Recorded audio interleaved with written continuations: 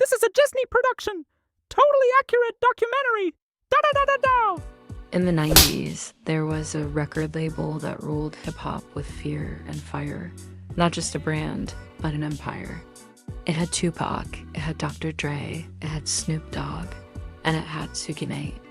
This is the rise and fall of Death Row Records, the most dangerous label in music history. The empire begins. It all started with Suge Knight, a former football player turned bodyguard turned ruthless businessman. He saw talent, he saw money, and most of all, he saw weakness in the music industry. Dr. Dre, fresh off his fallout with NWA and Ruthless Records, wanted freedom. Suge promised it, but not with a handshake. Legend says Suge forced Eazy-E to release Dre from his contract with a pipe and a crew. Whether that's myth or truth doesn't matter. What matters is it worked. In 1992, Death Row was born. Their first release, The Chronic, a sonic blueprint for West Coast rap, G-funk, bouncing bass lines, and Dre's polished production behind Snoop's raw, laid-back menace. It wasn't just a hit, it was a takeover. Domination by 94, Death Row was unstoppable. They dropped Snoop Dogg's Doggy Style, the first debut rap album to go #1. Rolling Stone called it a masterpiece of menace. Death Row became the face of hip-hop. It was street. It was luxury. It was violence dressed in Versace. And in 1995, Suge Knight did the unthinkable. He bailed Tupac Shakur out of jail for $1.4 million. In return, Pac signed with Death Row. And then came All Eyes on Me, the first double-disc rap album to go diamond.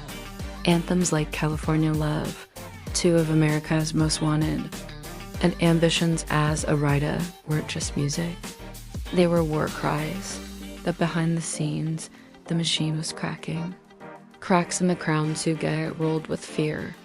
He surrounded himself with gang members, mostly from the mob Piru Bloods.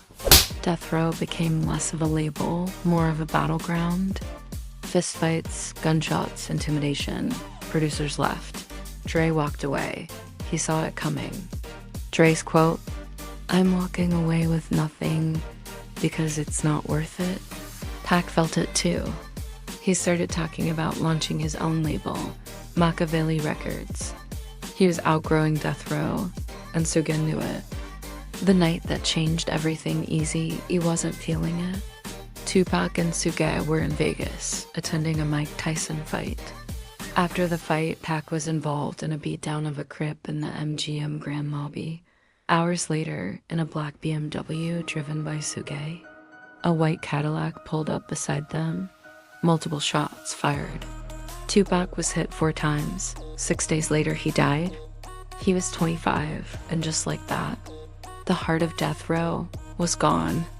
The fall after Pac's death, everything spiraled. Suge violated probation that night in Vegas. He went back to prison.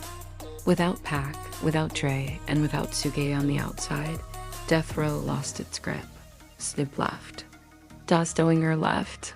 Albums got delayed. The energy was gone. Lawsuits piled up. Royalties were mismanaged. Unreleased songs were leaked. By 2006, Death Row filed for bankruptcy. The empire that once dominated the charts was now auctioned off piece by piece. The legacy, but here's the twist. Even in its ashes, Death Row still echoes. The beats, the flows. The culture, Dr. Dre became a billionaire. Snoop Dogg became an icon. Even Suge Knight, a cautionary tale, still fascinates.